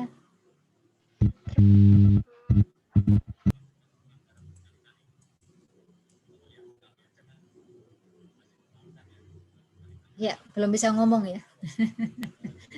Ya sudah ya.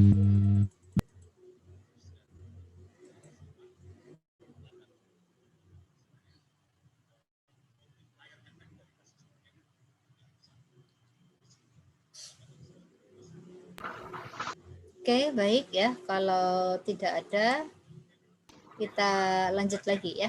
Oke. Maaf Bu, izin bertanya boleh nggak Bu? Ya, silakan Mas. Yang jurnal pencatatan secara terpisah konsainer ini Bu, saya masih kurang begitu paham. Jadi untuk yang poin nomor 6 itu kan yang dicatat cuma bersihnya aja ya Bu. Untuk yang beban sama ya bebannya sales expense sama komisinya tuh tidak dicatat, berarti tetap dicatat tapi di ini ya Bu, jurnal umum gitu Bu. Untuk konsinyi atau untuk konsinyur ya Mas? Untuk konsinyur Bu. Konsinyur. Iya. Kalau untuk konsinyur yang ini kayak gini Mas, atau tadi saya ke sini ya. Nah, di sini ya. Sebentar konsinyur.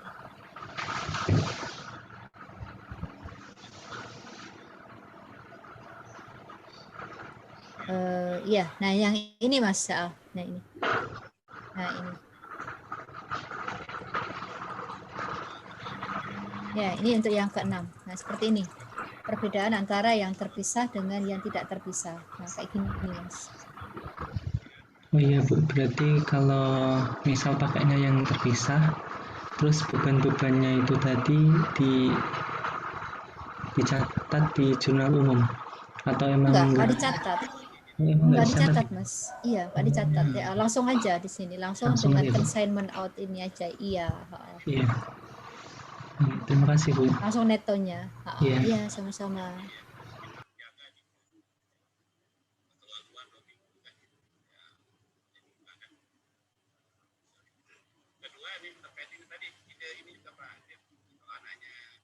Oke, tidak ada teman-teman yang lain? Ya, kalau tidak ada berarti saya yang untuk ini ya, konsinyasi yang tidak selesai ya. Konsinyasi yang tidak selesai itu kalau terjadi apa di sini? Dikirim barang 200 tapi yang terjual itu hanya 150 ya, hanya 150 kan gitu ya. Jadi di sini nanti masih menyisakan apa teman-teman? Ending inventory sebanyak 50 unit di tempatnya konsinyi ya, di tempatnya konsinyi. Nah, kalau Anda lihat untuk jurnal pengiriman 1 2 3 ya, 1 2 3 ya, 1 2 3. Ini jurnalnya sama ya. Consignment out kan gitu ya. Untuk yang pembukuan secara terpisah di konsinyur. Terus kemudian untuk pembukuan yang tidak terpisah di sini nanti ya Anda boleh memilih no entry juga tidak apa-apa. Gampangnya gitu, no entry gitu ya. Nah, oke. Terus kemudian di sini nanti freight out, asumsi di sini yang bayar adalah konsinyi, ya berarti di sini nanti kita bawa ke tempatnya konsinyi. Kemudian jurnal yang nomor 3 seperti biasa ya, sama ya tadi ya. Nah, sekarang untuk hasil penjualan 150 unit. Nah, di sini nanti dicatat dulu oleh pihak konsinyi, Mas dan Mbak. Nah, sini ya. Jadi pihak konsinyi akan mencatatkan di sini nanti adalah penjualan untuk 150 unit.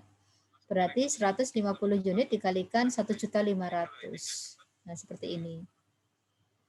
Oke ya. Jadi jurnalnya adalah cash pada consignment end. Kalau di tempatnya konsinyi tidak masalah ya di sini nanti ya. Di sini nanti adalah tetap pada apa namanya? Akunnya consignment end, hanya di apa ya? Nominal penjualannya itu disesuaikan ya. Yaitu 150 tadi unit dikalikan 1.500.000. Nah, terus kemudian kalau yang tidak terpisah, Anda perhatikan di sebelahnya ya, cash pada sales, ya dia dicatat seperti jurnal biasa, cash pada sales ya, yaitu sebesar berapa di sini 225. Nah, seperti ini. Terus kemudian COGS ya atau purchase-nya ini adalah 80% ya, teman-teman ya, dikalikan dengan penjualan ya. Ini untuk menunjukkan adalah haknya konsinyur yaitu sebesar 80% yang harus dikembalikan kepada konsinyur. Sehingga di sini nanti adalah untuk beban pemeliharaan ya, ini nanti yang direimburskan ke konsinyur akan mengurangi akun konsinyur di kredit. Nah, seperti ini. Gitu ya, sehingga yang dikirimkan kepada konsinyur itu adalah di sini 173 juta. Nah, gitu teman-teman. Ini kalau pakai pembukuan yang tidak terpisah. Nah, kalau pembukuan yang terpisah, Anda perhatikan, penjualannya dicatat pada apa namanya? Consignment end ya, consignment end. Terus kemudian apa tadi? Biaya pemeliharaannya di sini menggunakan consignment end pada cash seperti ini. Terus kemudian mengambil apa ya? Komisi ya, commission income. Kita mendebit consignment end pada commission income. Nah, di sini 45 juta. 45 juta diperoleh dari apa teman-teman di sini nanti? Ini adalah dari 20% ya dikalikan penjualan ya. Penjualannya 225. Nah, seperti itu. Dan saldo consignment end di sini nanti adalah apa teman-teman? Yang akan kita setorkan kepada pihak konsinyor 173 juta. Oke ya. Nah, di sini ya sama ya. Kiri kanan kan hasilnya sama nih meskipun jurnalnya tidak sama. Nah, gitu. Oke ya. Nah, sekarang kita pindah ke konsinyor. Nah, di konsinyor kalau Anda perhatikan di sini ya, teman-teman, ketika dia mencatat jurnal penjualan. Ketika dia mencatat jurnal penjualan, Anda perhatikan di sini untuk yang terpisah kita menggunakan akun consignment out, yaitu ya hasil bersih ya, hasil bersih yang diterima oleh konsinyor. Nah, kalau pembukuan secara terpisah ini simpel ya Mas ya. Di sini hanya mencatat hasil bersihnya saja ya, hasil bersihnya saja. Gitu ya. Ini nanti bisa Anda lihat prakteknya di Anda lihat laporan keuangan aja ya, laporan keuangan dari PT Matahari Putra Prima ya di situ ya. Dia ada yang namanya penjualan konsinyasi ya di situ nanti. Ya. Terus kemudian ya kita masih ada Pak inventory sebanyak 50 unit ya kalau Anda masih ingat ya. 50 unit itu di mana di sini nanti pertama adalah harga pokoknya 50 juta. Nah, nanti ditambah dengan kapitalisasi biaya-biaya yaitu apa? Bahwa freight out tadi kan 5 juta ya. Freight out tadi 2 juta, maaf 2 juta. 2 juta itu ternyata untuk 200 unit. Nah, di sini kita masih apa ya? Di sini nanti ya masih konservatif ya. Konservatif itu artinya apa, Bu? Bahwa beban yang seharusnya ditempelkan ke unit yang terjual itu adalah bukan 2 juta, tetapi hanya beban yang diserap dari apa ya, unit yang terjual, 150 unit. Makanya di sini nanti adalah yang kita kurangkan di sini nanti adalah 150 per 200 dikalikan 2 juta. Nah, di sini Mas ya, Mbak ya. Ini yang sedikit tadi saya bilang agak konservatif kan gitu ya, agak konservatif. Nah, situ. Termasuk juga untuk biaya pemeliharaan. Biaya pemeliharaan 5 juta itu adalah untuk semua barang. Tapi yang terjual adalah baru berapa? Baru 150. Sehingga yang dijadikan beban itu adalah yang proporsional ya. Berapa biaya untuk merawat, mengamankan, memelihara dari barang yang terjual. Jadi begitu Mbak ceritanya Mbak. Sehingga di sini ketemulah angka 51750 inventory pada consignment out. Nah, seperti itu ya.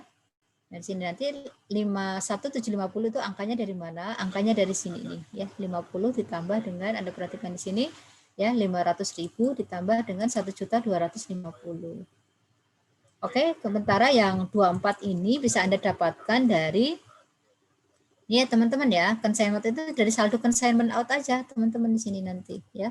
Ini kan gitu ya dikurangi dengan yang atasnya ya. Yang atasnya mana Bu? Ya di sini. Nih. Kebetulan kan biaya ini kan di apa ya? Biaya transportasi ditanggung oleh siapa namanya? Konsinyi ya, konsinyi di sini. Atau bukan ditanggung, dibayari oleh konsinyi. Sehingga di sini tidak ada jurnal. Nah, di sini nanti Anda perhatikan kalau saya ini kan ya di sini ya. Nah, ini adalah sebesar berapa? Ini adalah sebesar 24750. Nah, gitu. Nah, gitu teman-teman ya untuk akuntansi yang apa namanya? Konsinyasi yang tidak selesai atau incomplete consignment accounting.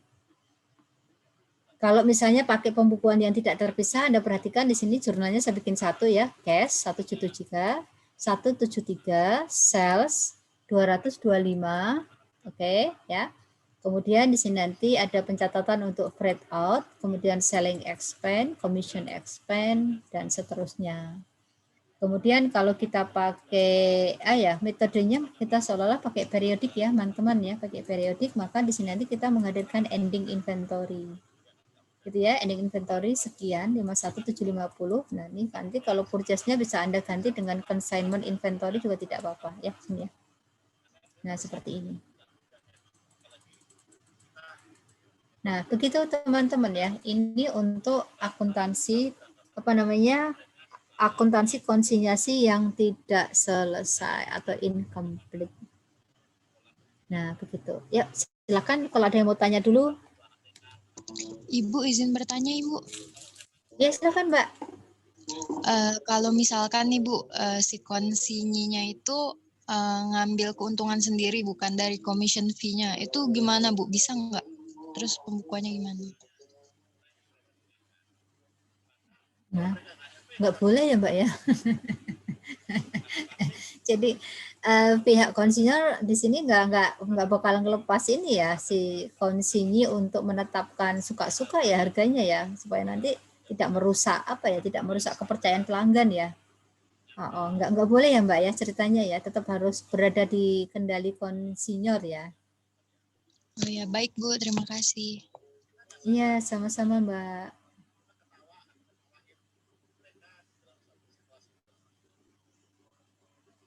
Ya misalnya nanti kalau konsinyi itu kayak supaya barang ini kok nggak laku-laku ya, nah dia bisa diskon. Nah diskon ini adalah biasanya mengorbankan komisi dia Mbak. Nah gitu, mengorbankan komisi dia.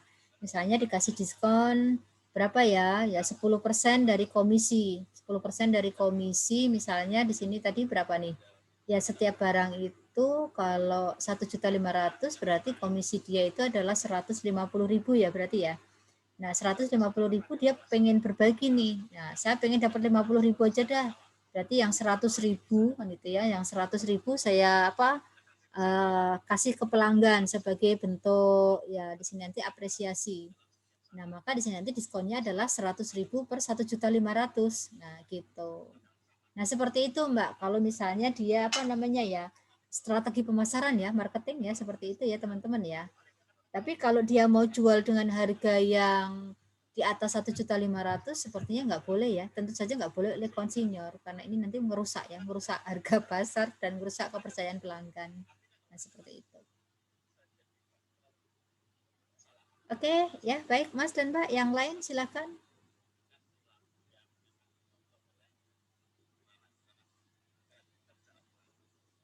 Kalau tidak ada, saya sambil nerusin ya. Nah, di sini nanti ini ada yang menarik Mas dan Mbak, yaitu bagaimana kalau si konsinyi ini menjual secara kredit ya. Kalau dia menjual secara kredit dari mulai yang nomor 4 ya. Berarti di sini nanti adalah AR, account receivable ya, di sini nanti sama ya, account receivable juga. Kalau pembukuan secara terpisah, maka di sini nanti adalah consignment end.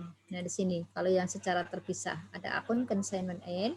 Kalau untuk pembukuan tidak terpisah, maka di sini nanti adalah tetap ya AR pada sales kan gitu ya, teman-teman ya. Terus kemudian COGS-nya ini bukan 200 juta tapi adalah 240 juta ya pada konsinyur. Nah, seperti ini. Oke ya. Nah, masalahnya adalah begini. Ini nanti kalau saya mau melaporkan hasil atau mungkin menyetor hasil, ya belum bisa disetor. Anggap saja di sini pelanggannya itu belum pada bayar.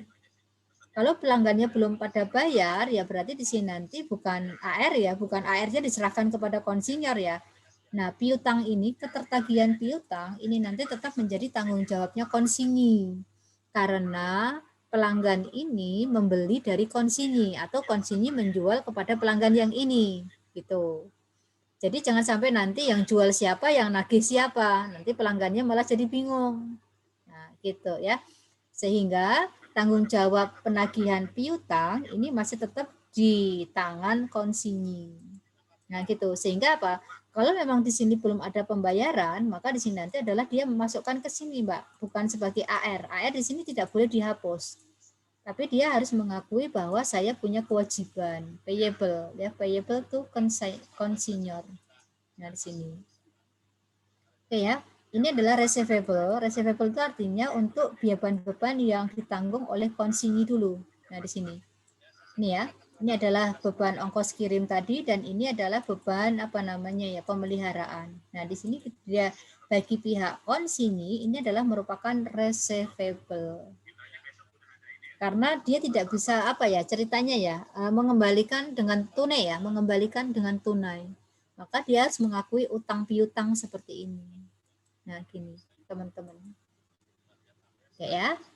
Termasuk nanti yang di sebelah ya, sama ya di sini nanti ya, consignment end, receivable dan payable. Nah, di sini. Terus kemudian konsinyornya seperti apa, Bu? Nah, konsinyornya ya sama di sini, Mbak, ya, sini ya. Yaitu receivable from konsinyi yang 240 juta ini gitu ya. Terus kemudian ada commission expense yang tadi ya, mengakui expense-nya ya sudah terjadi, selling expense, freight out expense ya 2 juta. Terus kemudian ada payable to consignee karena dia apa? Belum membayar ini. Nah, ini. Gitu ya, belum membayar ini ya, belum membayar ini. Membayar ini itu apa ceritanya? Ya belum membayar aja kan gitu ya. Oke, begitu Mas dan Mbak ya. Kalau ini terkait dengan AR ya di sini nanti ya kalau ada apa namanya ini belum saya ini kan ya. Nah, di sini nanti adalah ini seperti ini ya. Terus kemudian berikutnya adalah yang ini. Oke ya, di mana receivable-nya di sini nanti adalah sama dengan 240. Ya, terus kemudian berikutnya di sini nanti adalah sama dengan 7 juta. Nah, sini. Sehingga consignment out-nya adalah sama dengan berapa nak? 240, sebentar maaf, 240.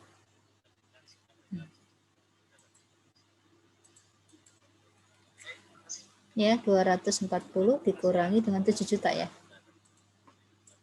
Nah, seperti ini.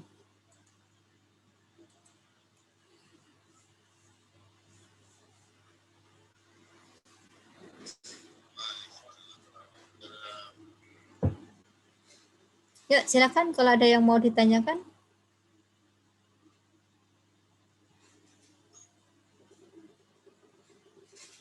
Ya, belum ya. Ya, ini untuk materi konsinyasi sudah selesai ya, teman-teman ya. Ya, materinya pendek ya memang. Ini saringkas ya, saringkas sebenarnya kan gitu. Oke, demikian Mas dan Mbak ya. Saya tanya ke Mbak Hilya ya. Mbak Hilya, ada teman-teman yang mau mencoba untuk soal-soal konsinyasi barangkali sudah ada.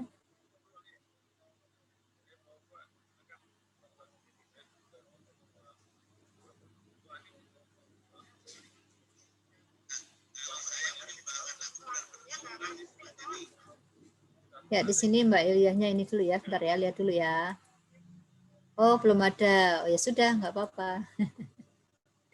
Oke, teman-teman, silakan kalau ada yang mau ditanyakan untuk konsinyasi. Ya, materinya hanya seperti ini. Kalau tidak, ya udah nggak apa-apa. Kita boleh selesai duluan ya. Nanti Anda bisa lanjut untuk latihan soalnya itu ya, latihan soal apa namanya konsinyasi secara mandiri di rumah.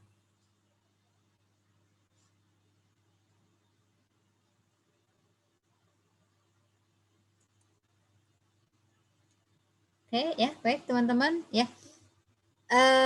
Kalau tidak ada ya tidak apa-apa, kita boleh akhiri ya untuk kuliah kita di sore hari ini. Nanti bisa Anda lanjutkan sendiri untuk mengerjakan tugas-tugas secara mandiri ya. Pekan depan kita akan bahas beberapa soal konsinyasi, terus kemudian kita masuk ke partnership ya, likuidasi partnership. Nah, seperti itu. Oke, baik Mbak Hilya ya. Ada yang bertugas karena Mbak Hilya kesulitan audio, ada yang bertugas untuk menutup kuliah dengan pantun? Izin ada Mas Akil. Iya, silakan.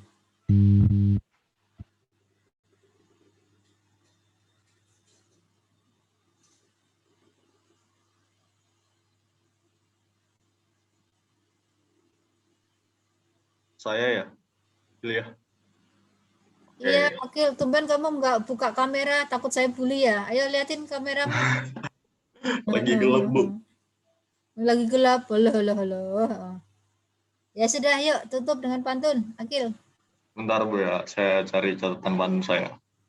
Waduh, pasti kalau catatan pantun pasti pantunnya sederet itu. Enggak, Bu. Nyontek di internet aja.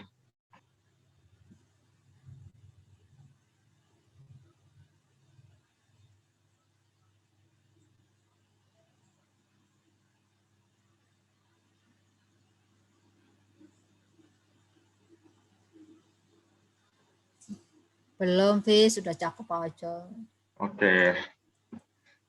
Bismillahirrahmanirrahim.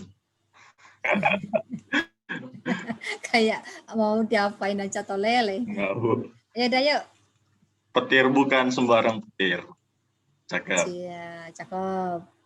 Petir menyambar tanaman layu. Cakep. Cukup sudah otak berpikir, mari utamakan istirahat dahulu. Iya. Itu, Bu. Iya, sip. Ya, boleh ya. Kalau Akil ngajak kita istirahat kan gitu ya, ya sudah mari kita segera rehat kan gitu ya. Hari raya makan ketupat ya dengan lauk opor yang sangat lezat. Ya, seperti kata Akil, kita harus segera rehat ya. Ayo teman-teman, mari kita segera ya tutup Zoom-nya. Cakep. Ya, cakep. Ya, makasih Akil. Ya, Hakim nggak apa-apa ya, Kim. Kita sudahi ya pertemuan kita hari ini ya, Kim. Nggak apa-apa, Bu. Ya, kalau Hakim mah nggak apa-apa. Udah di Solo mah dia senang aja kan gitu ya. Ketawa. Solo gimana kabarnya, Kim? Menghitam, memerah, menguning, menghijau? Masih merah sih, Bu. Belum sampai hitam. Oh, masih merah ya. Relatif aman ya, nggak kayak Jogja ya, Hakim ya? Alhamdulillah, Bu. Tapi ya tetap aja nggak berani keluar, Bu. Oh iya. Sementara ini jangan keluar dulu ya. Jangan banyak kontak dengan ya mantan di SMA, mantan di TK, mantan di SD kan gitu ya. Semua mantan disamperin kalau itu. Siap, Bu. Iya. Baik teman-teman, ya apa ya? Burung Irian terkenal itu adalah cendrawasih ya. Sekian teman-teman dan terima kasih. Oke, sampai ketemu pekan depan. Selamat sore. Assalamualaikum warahmatullahi wabarakatuh. Waalaikumsalam Penting ya teman-teman ya. Terima kasih, Bu. Terima kasih sama-sama. 1, 2